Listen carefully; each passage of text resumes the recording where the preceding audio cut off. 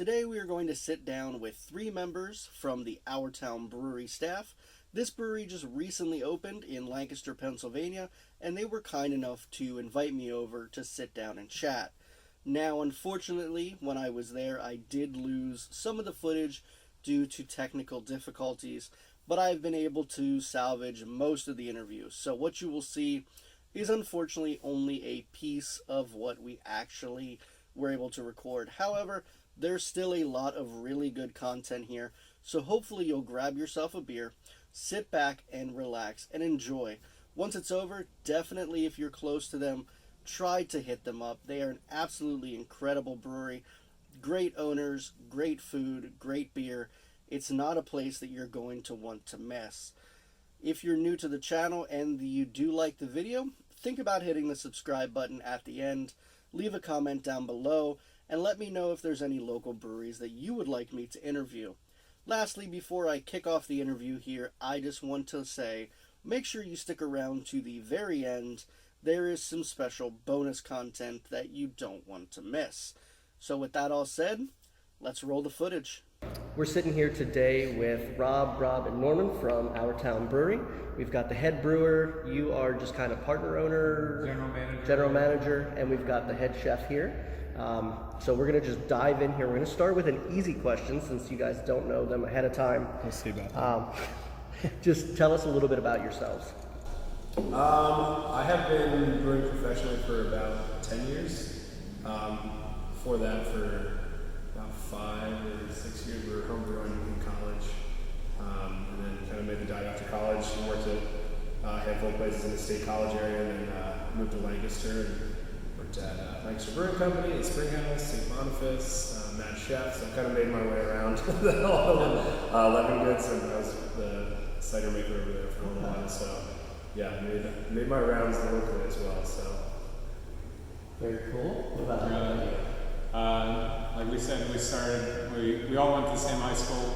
We all eventually went to Penn State, homebrewed a while. I took the route to financial career for a little bit. So bartended and worked in the hospitality industry for a while, and found myself trying to create this dream and make it come true. So now 4 years later, we have a space, have a business. So now we're here. I kind of grew up in the restaurant world. My father worked in hospitality most of his life, and in college I managed a restaurant. I owned a catering service after college. And then I kind of career jumped a little bit, but always kept a lot of my focus on nutrition and the health side of food. So when I came back to the restaurant world, I took everything I gained along the way and tried to put that in place here at our brewery. When did you guys decide to open the brewery? When did that dream start? You said it's kind of been a long time coming, but I know a lot of drunken nights, everyone has that idea of let's start a brewery, but when did it actually become like really serious? yeah, well, so kind of answer both those questions. Our drunken night, let's start a brewery, was 10 and a half years ago. Yeah. So like right as we were finishing up college at Penn State, we were like, we've been homebrewing a lot, and you have your friends telling you that your homebrew is great, and you're like, oh, let's do this. And then really think twice about it and realize I had never worked professionally in the industry at that time. We had bartended and served and worked in kitchens, but we just didn't know any of the finances of it, and we didn't really know the industry. So after working in the industry, me specifically about 7 years, so it was 3.5, 4 years ago that we really took the dive. Like, okay, let's start writing a business plan. Let's go out and find investors. Let's go try to get a bank loan. Let's start looking for a space. So it's been like a solid 4 years since we put the kind of foot down on the pedal. Let's try to open this. Let's open tomorrow if we can. So it's been it's a process. It's always tough to start. Like we always set it.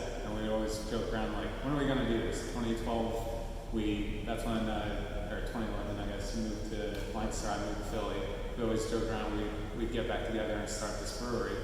And then we talk in 2015, 2016, 2017, go by, and we're like, let's put this on paper.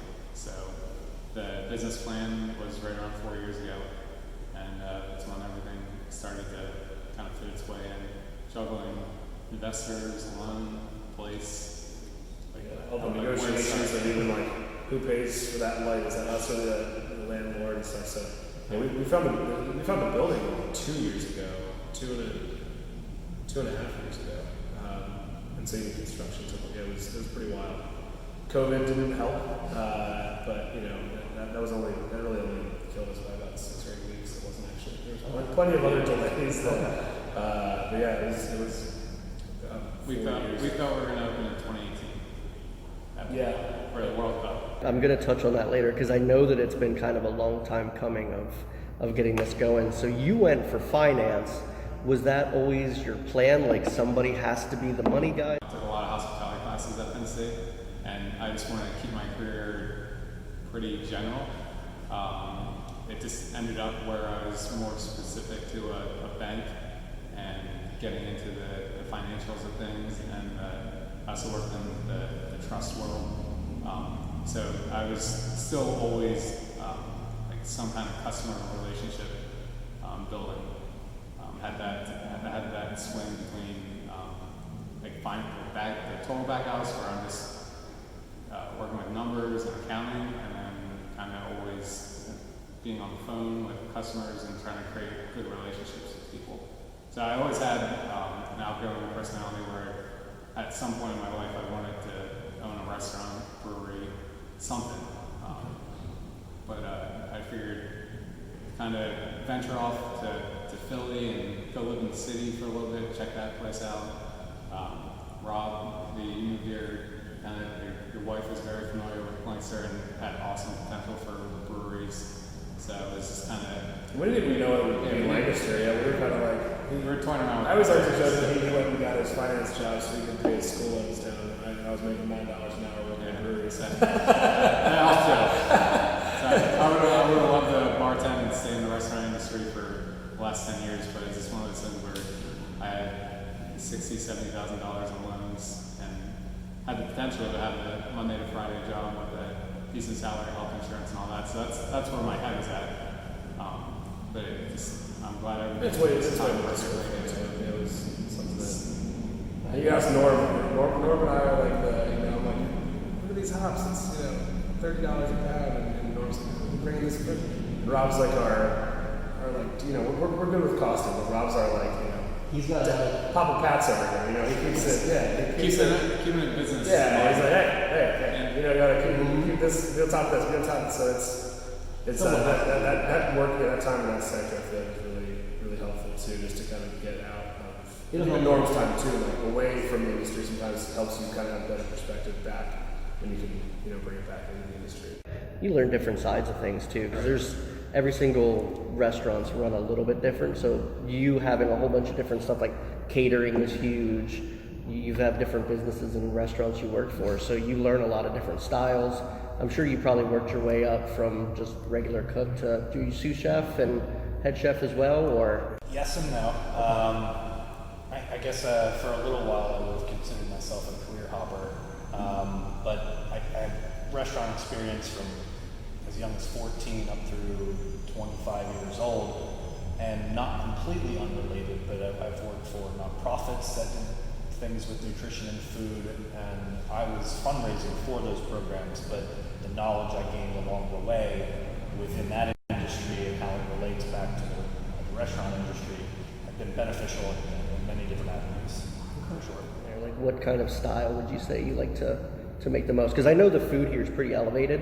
It's not your standard fare, but it's still normal enough that people can gravitate towards it. So how would you describe like what you try to do as a chef?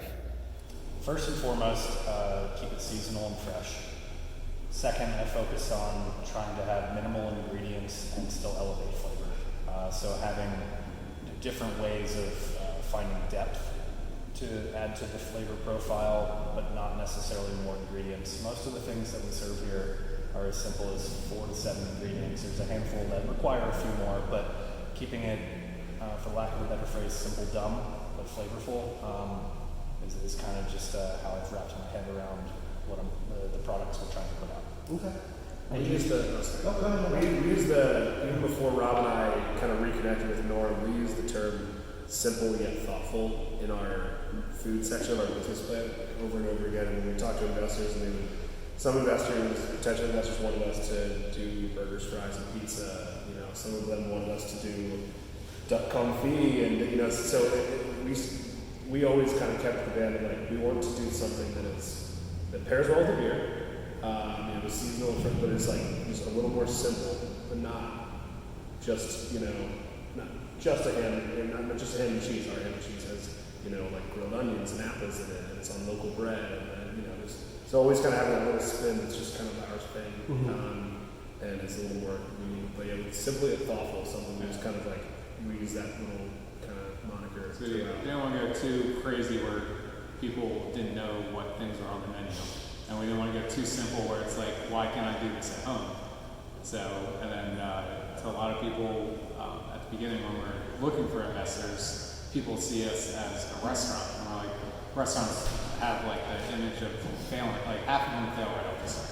We wanted to make sure we did all of our homework and make sure that like, this is a brewery with an awesome food selection. It's not a restaurant, it's more of a brewery setting with awesome beers, awesome food, an awesome atmosphere. Just kind of like work our way with the community that way. And then luckily got extremely lucky having Norm being so familiar with the market around here, that the fresh produce, fresh bakeries, just a little bit of everything, and his background kind of put everything together. Yeah, I met with Norm to talk about how he could maybe help us find a chef, and he ended up being our chef. We went up to St. Boniface, and we had pizza and beers, and he was like, hey, I just want to let you know, at the time he was Vice President of Fundraising, you know what the title was? Director of Development, Director of Fundraising and Marketing. For the Chester County Food Bank. Oh. So his connection to farmers, growers, he was like very connected with kind of the other side of the food. So I was like, I'd like to meet with you and chat about what your vision is for the food, and maybe I can help connect you with some people that I might know. 3 hours later, it was me, Norm, my wife, and at the time my son was baby, right? He was in a car seat, sitting asleep. And a few beers, a couple of pizzas later, and we come out of the thing, why don't you come down and see the building? And here we are, and he's in the kitchen, and yeah, so it's kind of interesting how that shook out.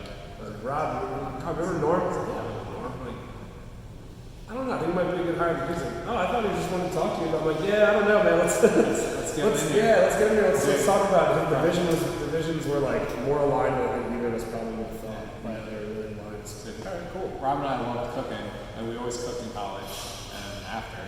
And then we always we had back of the house jobs. yeah, we both worked But in kitchens. it's just one of those things where like to manage it, it's a whole different level.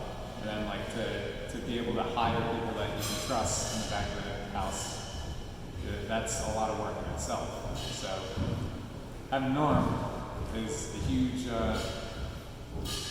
help. It's been a fun experience with as new as we are and the new staff we have. We've been, I don't want to say lucky, but we've found a pretty good crew. And benefit to all three of us, I feel like we all leave our egos a little bit to the side when we walk in this building, and we've given a little bit of a say and authority to the staff to give their opinions, options, and things they'd like to see on the menu. And my guys in the back have been forward with ideas, and they make me a list of things they would like to see every now and then on the menu as far as changes go or weekly specials. And their input matters to me. I did see that you've already introduced some new stuff. There are some toasts that you just introduced. What kind of stuff do you have coming up the pipeline? Well, as far as the seasons go, we're full into fall and then looking at winter ahead here. So we want to utilize some of the local produce that we can find. That's the time is now. Squash, pumpkins, some seasonal flavors, but also looking further, some curable items that go through winter, apples, beets. There's a lot of good produce that'll last from now and through March and April that we can utilize when things aren't growing locally. A lot of our connections we have with farmers, they maintain high tunnels, which is a way to produce food 10 or 11 months out of the year as opposed to 6 to 8 or 9. So we're finding ways to bring in produce that can be grown almost year-round. We items throughout the year. So we're constantly fluctuating and changing our ideas and our menu items based on availability. But the fact that we live in Lancaster County, and if you include Chester County, we have some of the most diverse agricultural bounty that you can find in the country. Bounty of the county. And Norm's a huge, all three of us are huge mushroom fans, so I think you'll definitely always have some Squares right around the corner. mushroom something or other with fresh ingredients. And it's nice, and this menu has options for all like the seasonal vegetables, where we've been doing the seared squash and zucchini toast, but we can easily make salads out of that, make some kind of wrap, get creative, and we'll eventually have some specific vegetarian and vegan dishes, but right now Norm has a million ideas, trying to get all of them out there.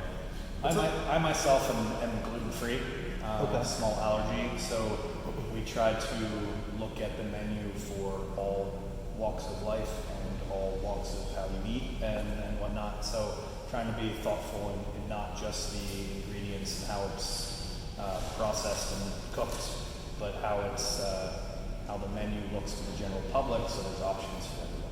I think that works really well in a city environment too. There's a lot of health conscious people. You're right near the market, so celiac disease is huge right now. So being gluten free, if you're not, you could easily turn away a whole entire family because one person might know somebody. They come out together. Right. Yeah. Hey, they don't have any options for me. We're going to go somewhere else. So you can easily lose 4 or 5 people because of one person. So like this is just like a gluten factory, you know. So it's tough, but like at the same time, like we have 16 tap lines. Only 10 of those are for beer. So like we always have 2 really good ciders on tap. Okay. So like we carry wine from Grandview.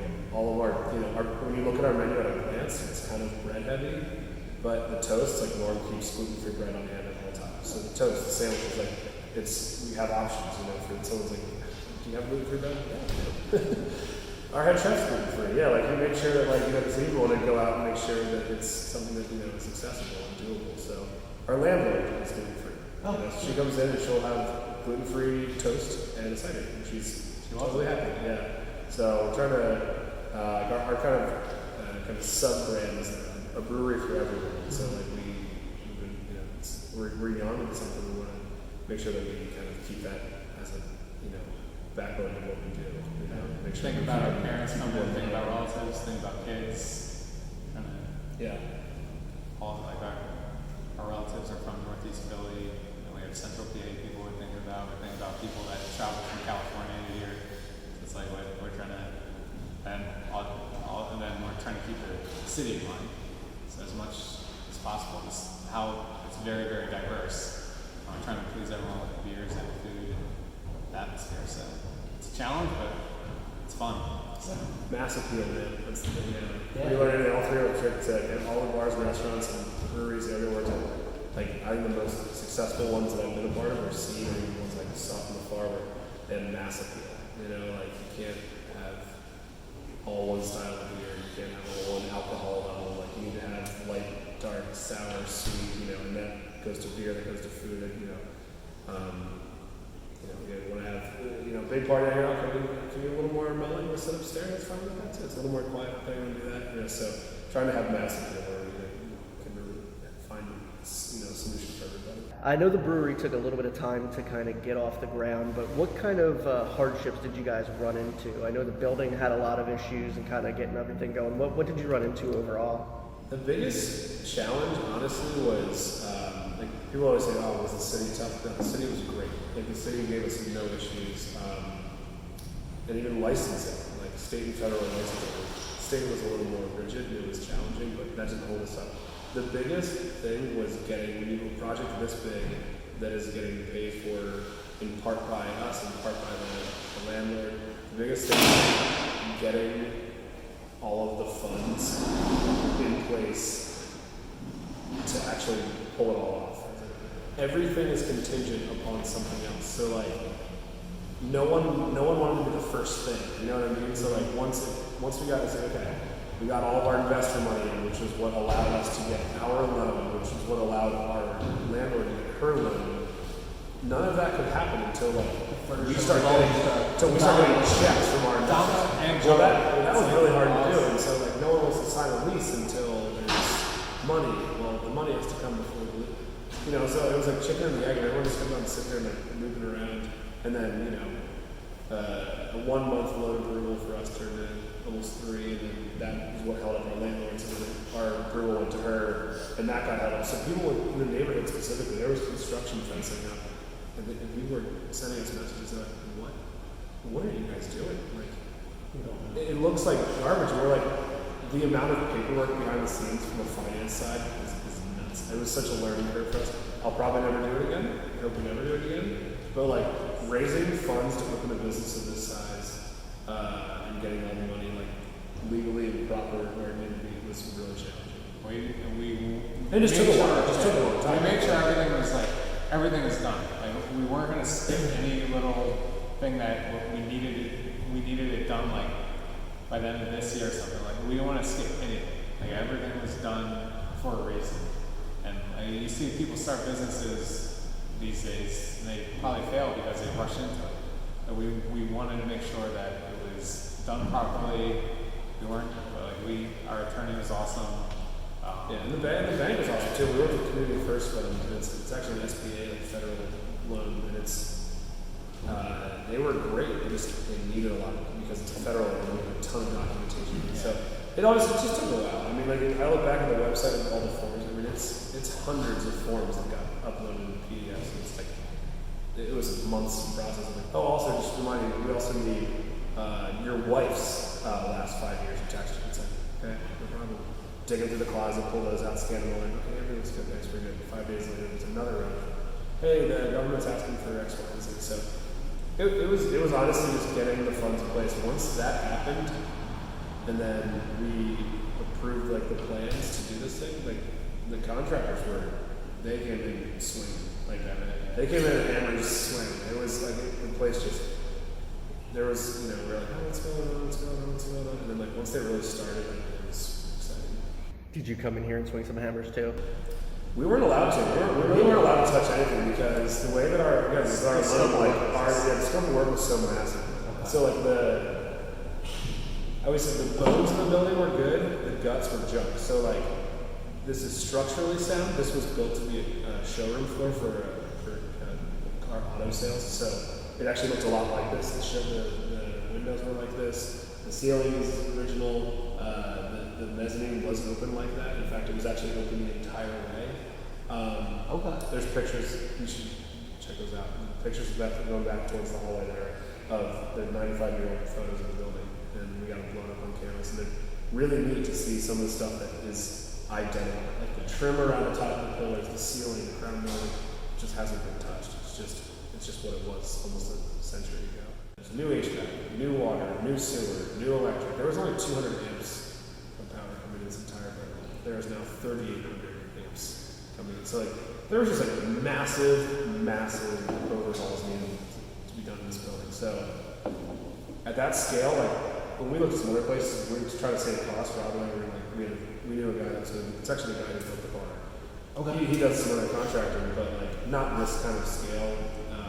And so if we found a space that was closer to being ready, kind of like Rainey. When Rainey opened up, he was like, oh, I'm gonna turn the pizza counter into the bar, and I'm gonna like rip this out and like put my brewery back there.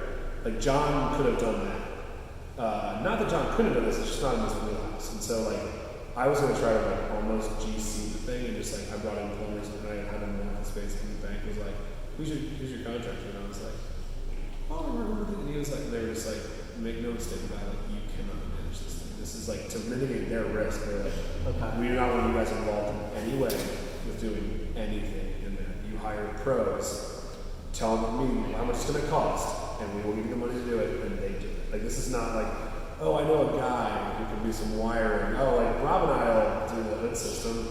It's like they were like, you guys need to go away. The landlord was using Danrock Construction. Okay. And so the most clean way and honestly the quickest way for us to do it, because if not, the landlord would have done her work to create a shell, and then our contractor would have came in and done work. What happened was we used the same contractor, so while they're doing the framing for this, He's like, hey, can you also turn on They already know what's going on. Oh, like while you're doing this, it's all the same guy. So it's like, hey, while you're running Henry's bathroom lines, can you also run plumbing in the kitchen for Norm's dishwasher and sinks?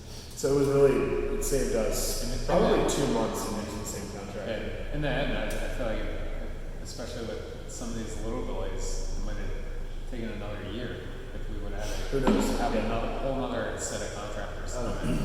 Yeah, which is more standard than like somebody finds a space to shell, the landlord sells a shell. It's like this was complicated. There was plenty of meetings of like who's paying for this, like down to like, you know, it sounds silly, but like at one point you have to describe like there's a box of screws. Like if 100 of them get used on our scope, and somebody had to make that call. It's like, who do you bill for these things? Like, and so they had to know like where's the line in the sand. And so it's really challenging. I'm glad I wasn't. I mean, I was in those meetings. I was sort of like, say this is what we agreed upon. So here's the language. But there's times where it's like, hey, so I know that like the landlord's gonna pay for the bathrooms, and you guys are paying for hallways. What about the doors? What about any upgrades to hardware in the doors? You know, like it's like, well, that's not really in the bathroom or out of the bathroom. I don't know. You know what I mean? So there's like little things like that where he's like, and that came up like 10,000 times, and they just managed it really well. They just knew like, okay, this is what's industry standard. Anything that's like a higher like priority from the dot. Okay, let's pay this over to these guys. And if you look around, the space is beautiful. We're kind of growing into it. Like it's you know, we're still putting panels out. We have some people coming to hang some like trailer plants to make it feel a little more like cozy. But like it's a fucking cool space, and like it's neat, and it doesn't feel like any other brewery I've ever been to. The artwork really completes it, I think. That's what we hope that say there one minute. I think it will. It's for sale. Yeah. Do you know Alistair? No, I just saw the rocket launch or something. What it's called? It's like a post. Yeah. I agree. Huh? What's up? Who's paying for it? So it was, you know, all those little kind of things where it was, who's paying for that? Who's paying for that? Like, how much is that? Because like, we knew at the end of the day, like, we need to get the fucking doors open and sell beer and sell sandwiches. Like the doors open for the back doors. We had a million ideas too, but at the end of the day, it comes to our budget. If it's in our scope of work, it's got to fit the budget. If it's not, go right ahead and do whatever you want. yeah, you know, like Norm does a lot back there with a little. Yeah. I'll say too. Like we had it on like a griddle and like he was back there. We were doing a lot. We don't have deep fryers. We don't have meat grills. We don't have like the overall like kitchen budget is pretty trim, and they're putting out some like really fun food. So yeah, That's why you need to fry. You like cut it out. Come on. Look at all these tanks. You couldn't have Give me something. one less tank and you get a deep fryer. Come on. we had those conversations. You're like, how much is that? Oh, Damn, that's like my whole kitchen budget. How has COVID impacted your brewery so far? The biggest thing was out of the gate, our fire capacity was only 120. Mad Chef has 120, and like we have double the square footage. So it was right before we opened, we were like, that seems light. So we reached out to the architect, fire marshal, the GC, and we were like, what are the limiting factors? Like, why are they 120 as opposed to 150 or 180? Like, you know, just, we want to know like what made that number what it was. And it was basically kind of like an error made 2 years ago at the beginning of this plan. So, long story short, we ended up, our fire rate is now 240. So we lucked out pretty good, and then we were able to, even at 25%, have 60 seats. Which is not great. Our business plan was 120 seats, but it was nice to ease into everything. It was also a lot better than 30. Like if 25% would have been challenging, and that includes staff, so that means probably more like 24 guests. That would be weird in here. It would just be, we weren't able to do the upstairs. So when we had that, we actually had Mad Chef again. They hooked us up and they gave us some of the tables they weren't using because that happened 11th hour. That was like really late right before we opened. They were like, we didn't, the furniture company was like, yeah, it'll be 3 to 4 weeks. We're like, and Grady Fran were like, we have tables sitting in the corner that are in our way. Take them. So we're using their tables upstairs. So the seating capacity everyone's dealing with has been challenging. A couple people have been a little thrown off by most people, the way it kind of, you know, we're trying to be Covet all itself. about the food too. So like we're not trying to like. There's some people, you know, for sure that just want to go and have a beer and leave, but most people want to have the food. If they're excited about the food, it's different. They want to try it. So it's been a little bit of a throw off, but for the most part. In addition to that, that was all kind of post-opening. Right. Also, too, prior to opening, there was a 2.5-month shutdown on construction in Pennsylvania, so that was a little bit of a delay where no construction went on at all. Yeah. Our I'd say that was original our menu, biggest delay. our original menu was 22 to 25 items, and we opened at 12. Wow. Items. So Yeah, just trying to like, keep growing. inventory. Like we're just, you know, we had all of our financial projections. It was kind of like, well, throw those out. Those are junk because like we don't have any seats. We don't have, you know, we're doing different hours than we thought we'd do too. You know. Staffing is interesting. Some people are staying on employment. Some people were with restaurants that they feel loyal to, and you know, so like we saw less applicants than we thought we'd see too. So yeah, it's been interesting, but Right. Right when COVID hit, I'd say it was we wanted to open like late April, May-ish was the goal, and so COVID. the original goal was September of 2019. But yeah, it kept There's a lot it's of a moving target. just COVID related. It was that delay. Now the only thing that is really killing us is, I would say, the bar scene. Yeah. Right now, having food to order with beers isn't the end of the world. It hurts a little bit when our Friday, Saturday night crowd around 8 o'clock, well, we close at 9 right now, so it doesn't affect it that much, but some people went out to dinner, they literally just came in this way and said, let's check this place out, let's get a beer either after dinner or before dinner, and they can't just get a beer, they have to order food. So that's And they don't want to order food if they're going somewhere else for dinner, or and then they can't even sit. You know, kind of, you know. No, we're literally just happy about like if they could just all have 2 beers for our that's all we want. Get in this place, relax for half an hour, drink a beer, and take it to the road, go eat dinner, come back for dessert. Because we have a variety of beers too, so it's nice for people have definitely said that. Like, hey, I just want a light beer or something to try before dinner. Right now our reviews have been awesome, so people are going to come back after dinner and have another beer, especially if they're going out to a more a little fancy place. Maybe Fulton Opera House or And they literally That opens up again. Yeah. there's plenty of stuff to do around here. people are parking around here, walking downtown, and they're stopping at Sunday. You can't miss it. Yeah, there's other people that just walk by the window. They got their just walking near and they see the windows, and the tough thing too is like when people are waiting. So right now, Fridays, Saturdays, and even sometimes Sundays, we've been on wait regularly. And so what would be standard if you and your wife came out and be like, hey, just so you know, it's 45 minutes away. You'd be like, all right, not the best, not the end of the world. But you're like, where do you go grab a beer at the bar? Well, you can't do that. There's no way. We're on a wait because we're at person capacity and so I understand it, but it's challenging because we have people. I pulled up the other day. I was off on Saturday. I pulled up with my wife, and there was 15 or 20 people just standing on the sidewalk near our building. And I was like, what are they doing? They're waiting on tables.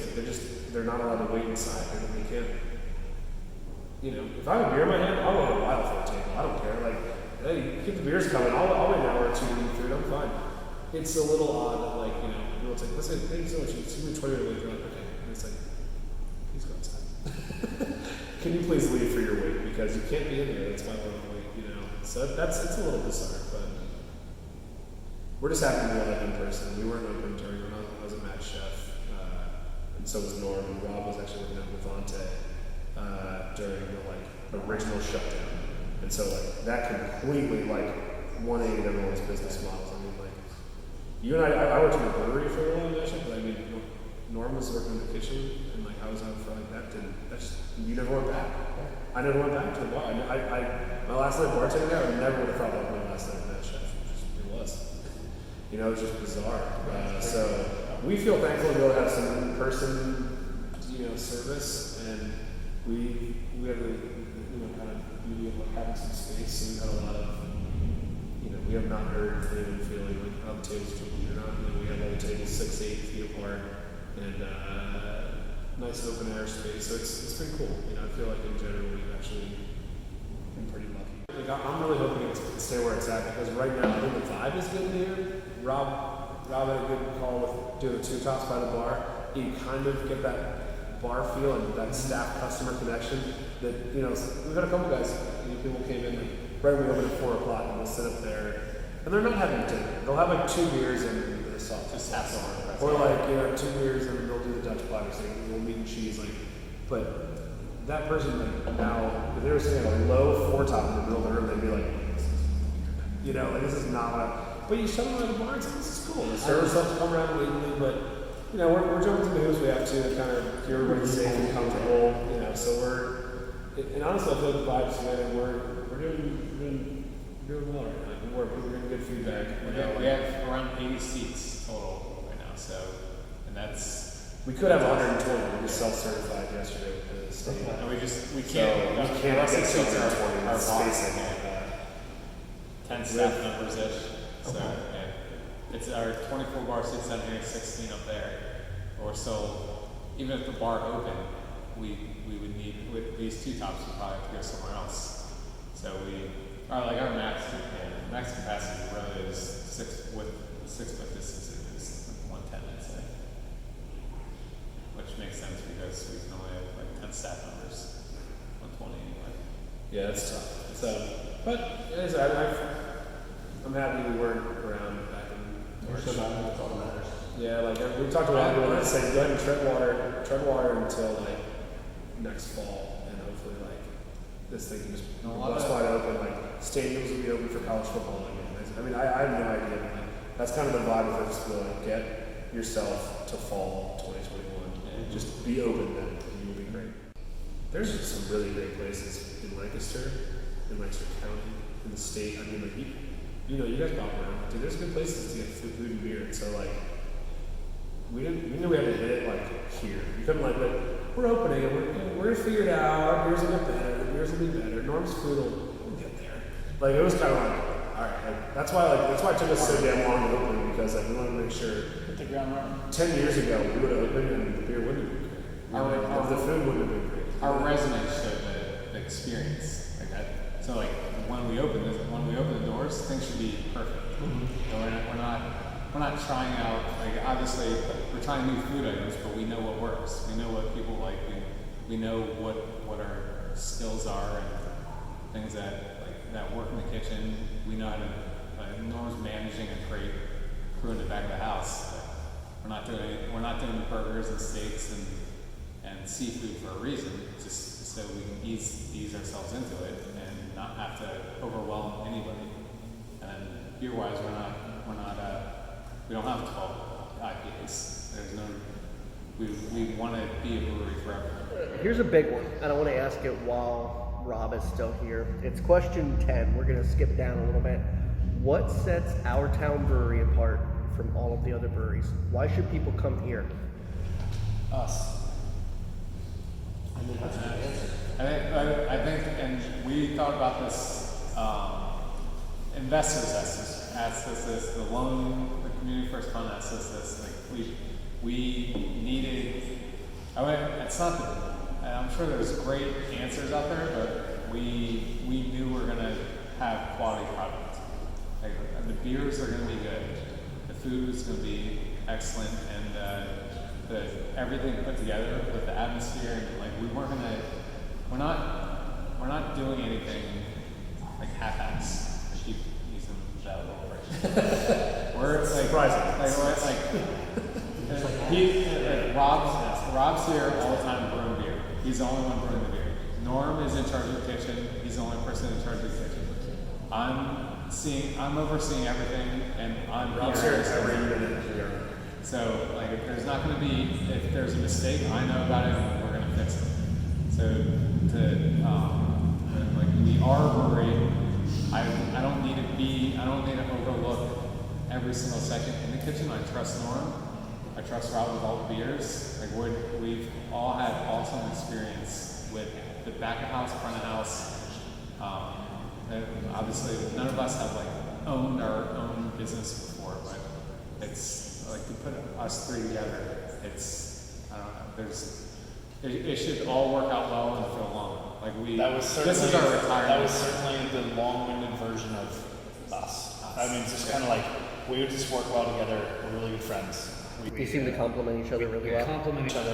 And we spitball off and each we other. call each other and stuff too. Our big thing too was like we really wanted to make sure that like I used a couple times I said I stole this from Pim, but it's like aces in their places, like making sure that like I have seen businesses that had a great brewer, but then when the brewer went home, the general manager didn't manage their staff and didn't make sure they knew how to pour the beers and beer's a little fruit at the bottom, and they served it, like having people in every department that care at like ownership level is, we thought it was like paramount, was making sure there was a person that really did, there's 3 departments to what we're doing. We're not trying to wholesale beer, we're not trying to be a massive catering, we don't, but we want to open 5 days a week and serve like really great craft beer and really great cafe, upscale cafe style food. And so we need someone that can, we need someone that can like own the beer side of that. That's my background. I was like, okay, who's going to be the person that, I've worked in plenty of restaurants where the GM leaves every 4 to 6, 8 months and because they're underpaid and they're overworked. It's a tough job.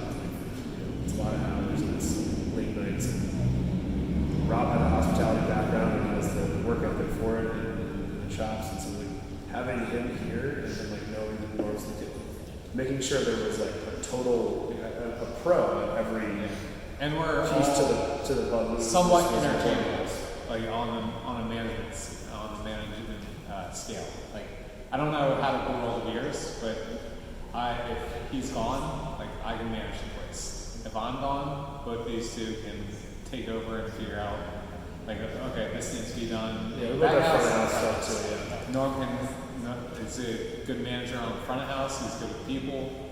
That's everyone's personable. Our back of house is just as personable as our front of house. Like, we can talk to each other. Mistakes happen. We're all people, so it's just kind of if front of house accidentally does something, like back house doesn't get mad at it. I think that's when you start these like little battles between back house and front house. We're all employees of Our Town Brewery.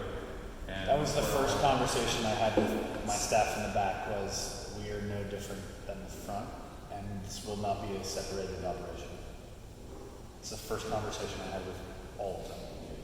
I think it sets a tone. If they want to put a personal lunch during a busy hour, it's not the best thing for kitchen staff, but they got to eat so they can perform up front. There's just so many things we've talked about together that just make it such an easier flow of information. We let everyone know too. Like we all have families. Family first. Rob repeats that a lot. Like we're as kids, we obviously a lot of parents and relatives that we want to hang out with. They're here. We spend time with them. If there's any emergencies with all employees too, don't feel bad that you're not working here. This is a family environment. We're not trying to boss people around. We want this to be a fun place to come to work. If you're working 40 hours here, then like go have fun when your day's off, and don't kill yourself working. And I think a big piece to like answer your actual question was like that the 3 of us have been dishwashers, line cooks, prep cooks, sous chefs, assistant brewers. My first brewing job, I didn't even get paid. I did it for free as just a learning experience.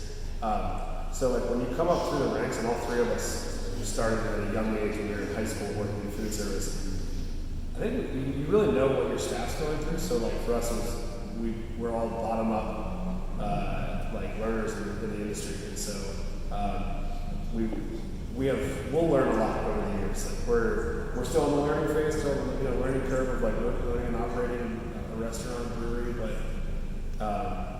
this is an industry we've been a part of for a long time, and so we think we have people in place that know what it actually takes to run the place. And that helps with keeping staff happy. The customer doesn't necessarily feel that, but they do in like an inadvertent way. You know, like they'll feel in the sense where like there's a bartender here for 3.5 years. And it's because the bartender's really happy and they're taken care of, and that means something to the customer. Man, this beer tastes killer. Just the same way it did. It's because the owner is the brewer and has his hands on it. You know, like I don't have to manage a crew of 5 guys and that kind of screwed up that batch. It's like that's not happening here. You know what I mean? We kept this thing at a size where we felt like we could have our hands on it, and still give our staff kind of some freedom. We wanted this to be large enough, and again, with Matt Chef, we were looking for buildings. Tail end of looking for buildings when I started as Matt Chef, and was seeing like how limited they were in space. And I was like, okay, we got to take a little bit of a dive into the deep end. Like we have 6,000 square feet, it's about double what we have.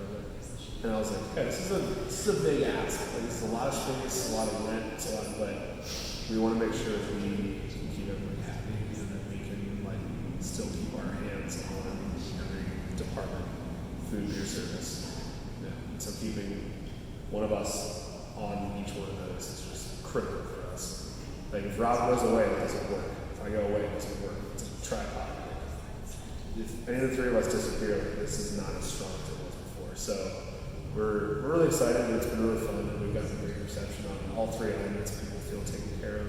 They've had really nice things to say about the food and the beer, so it's been cool. It's been, it's only been a month. I can't believe that, but it's been just about a month, not even 4 weeks, and we're excited to be here.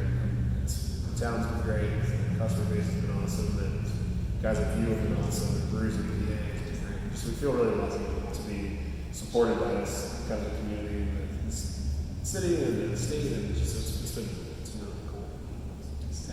Trying to stay on our toes, staying flexible, and I'm sure we all get stressed out at some point, but we don't want to show it. It's one of those things where like I'm front of house, and we get bombarded. We could be packed from 12 o'clock to 12:30 in 30 minutes, and things need to be to the public eye running smoothly. So, and then kegs need to be filled. Like there's a lot of work to be done in the brewery. There's a lot of work to be back in the kitchen. There's so much prep work. There's 70 hours that Norm works the last couple of weeks, but he's here now, and the kitchen. He's still standing. The kitchen, the rest of the staff they don't see it, and we want it that way. And there's no need to be overly stressed in this situation. It's all like this is our town brewery. It's our business. We can just keep moving forward. Just press on. And that's how we got it. It was a beer. That's gotta be the end. Press on was One of the cool things that you guys do, and not every brewery has, is you have a thing called a townie. So tell me a little bit about the townie card that you can sign up for, and what kind of perks people get if they sign up for that. Sure, yes. We had, again, Rob and I's first brewery experiences at Otto's in State College. And they had such a vibrant pub club. Like, I don't remember if it was pub club or milk club. But anyways, it was pub club. They had, and again, being in a college town, they did what we do, which is open enrollment. Like, there's no cap to it. We don't have 100 members per year, renewal, but it's a lifetime membership. And so we do lifetime membership. Right now, I think we have up to 4 or 5 left at our discounted rate, $195. And then it's going to be $250, and it's a lifetime membership, and they get discount anytime they buy beer. They get discount. So if you get say New England IPA, it comes with wine, it's 50 cents off. A coffee porter comes with 12 ounces, it's 50 cents off. So kind of 50 cents off the standard pour on craft. And then growlers are all $1 off. Any growler fills, which unfortunately because of COVID we're not doing right now, but we will soon, hopefully someday. But growler fill are $2 off. So kind of as you scale up, you're getting that kind of discount on the beers. You get a merchandise discount of 15% off anything hats, hoodies, t-shirts, stickers, and then free dinner on your birthday, which is kind of cool. So I know some places that do that, but it's kind of a fun way to just, Oh yeah, events. And so basically, we don't, because it's going to change every year. We didn't advertise it. Every Oktoberfest you get this. It's not like this. We might just do. They're gonna be kind of here and there seasonally. We basically there will be townie only events that will send out an email like, hey, here's the deal. Starting Sunday at 2:00, we'll be selling tickets to this event. We have a bunch of ideas, and it'll be townie only. So kind of exclusive pairing type things, or special release, maybe barrel aged stuff, or kind of some stuff that's a little more special for them. So it was cool.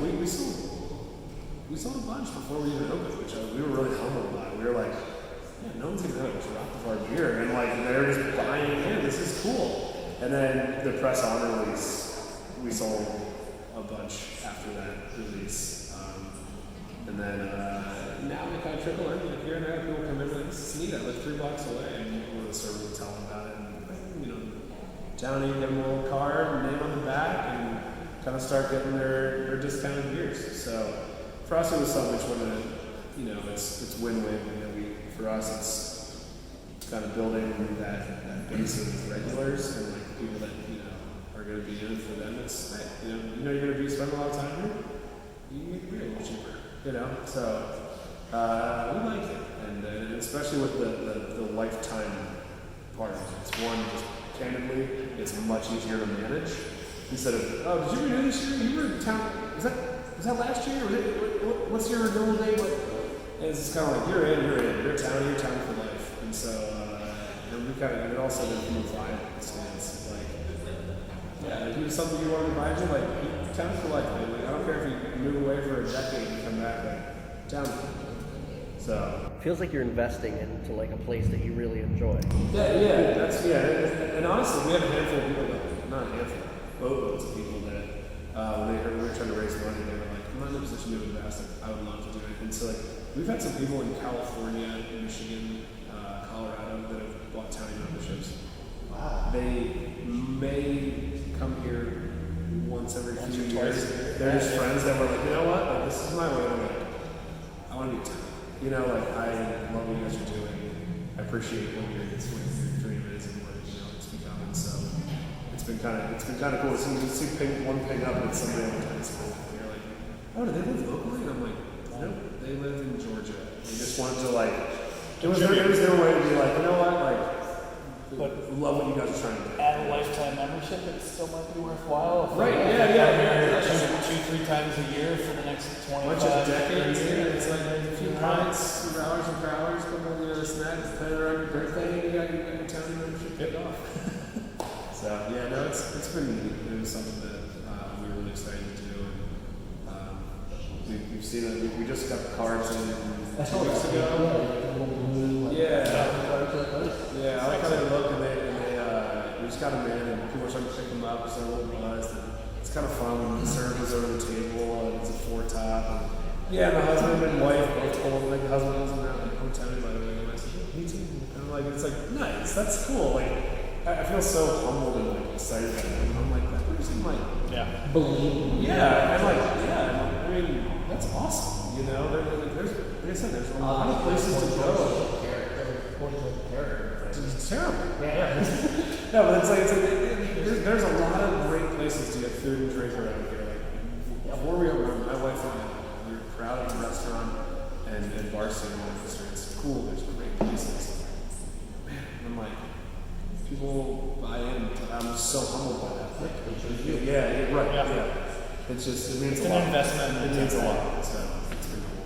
We kind of touched on it a little bit, but what is your vision for the future here? Do you ever see yourself canning, distribution, more locations, or are you just really focused on building this location up and making it a destination? So I would say more of the latter. So I think making sure this location is perfect. Beer, the food, the service, the space, and really focusing on this location is absolute top priority. Canning, like I mentioned, we want to do some fan releases. They will be event based, and they will be, you know, something that we'll do maybe quarterly. It's just not. It's just from space and equipment and everything, kind of feasibility. It's not something that we can do regularly. So we'll probably do some fun stuff that'll be maybe once a season, kind of a release. You know, maybe two brands, and then pop them out in 75, 80 cases of each brand, and do a little release. And I'm sure we'll have some that'll, you know, be around for a little while after the release, and then it's gone. Okay, next time, next. So distribution is something that I have absolutely no interest in. Okay. It is the reason that we picked this size brewing system, 10 barrels, and this square footage and everything was our business model. Everything was matched to sell over 90% of the beer we can make right here. Okay. And that obviously has kind of financial benefit to it, but the biggest piece is I worked at a brewery years ago, and we used to put one of our beers in the 22-ounce bottle. Imagine how long ago this was. Because that is not a format that is very prominent anymore. So we used to put one of our beers in a 22-ounce bottle in cases.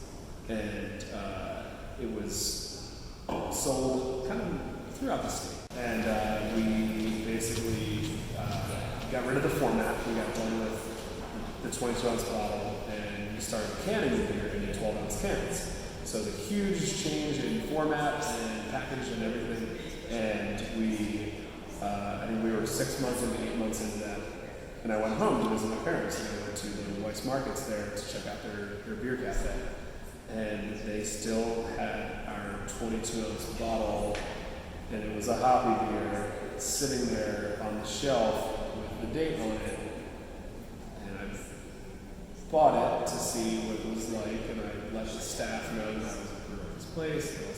So we called our distributor, but that's really challenging. That's something that, like, there's a lot of people at play. There's a lot of, you know, different moving parts in the distribution. And what I would prefer to do, and what we are going to do, is brew right here and fill kegs and roll them 20 feet into our cooler and serve them in draft.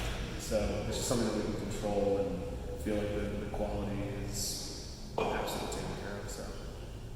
Hopefully you guys enjoyed that interview. I had an absolute blast sitting down with the three of them. They are absolutely incredible people. The brewery is amazing, as I have already said, and it is one that you do not want to miss. It is going to be a staple for the Lancaster area, and I only see great things for them. They have a great business plan. They have great food and beer, so I think the sky is the limit for this place. So definitely check them out if you are close by. You are not going to want to miss this brewery. As I said in the intro, there is some bonus content, so make sure you stick around past the credits and you can watch some bonus stuff. Hopefully you enjoyed this interview. If you did, hit the like button, leave a comment down below, and subscribe if you have not already. Everything helps out the channel. And don't forget to share it out if you did enjoy it. That all helps the channel grow. Until next time, guys, I'll catch you back on the next episode of Beer, Bourbon, and Games.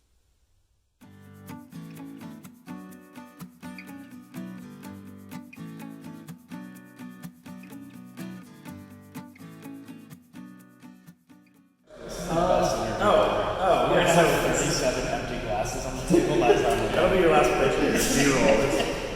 I love cheese. Oh God, I could go on cheese tangents. Oh, But- cheese too. Cheese. Cheese. Do you want cheese? Hey, cheese, come.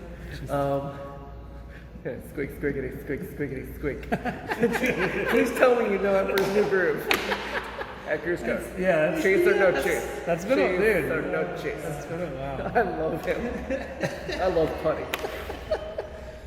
Buddy. The best interview of all time. Hey. Hey, Elaine. Doesn't have We're to- breaking up. Tuesday at noon. Tuesday's at noon. Here you go. Yeah, yeah. It's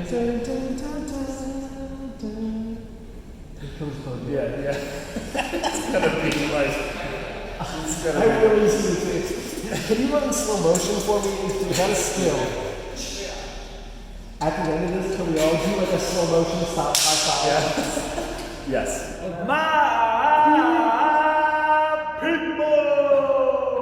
Oh wait, that's already taken. Is that taken? That's taken. It's taken. Welcome to Beer, Bourbon, and Games. My name is Chris, this is Rob, and this is Norman. And we're here on Tuesdays at noon. Tuesdays at noon.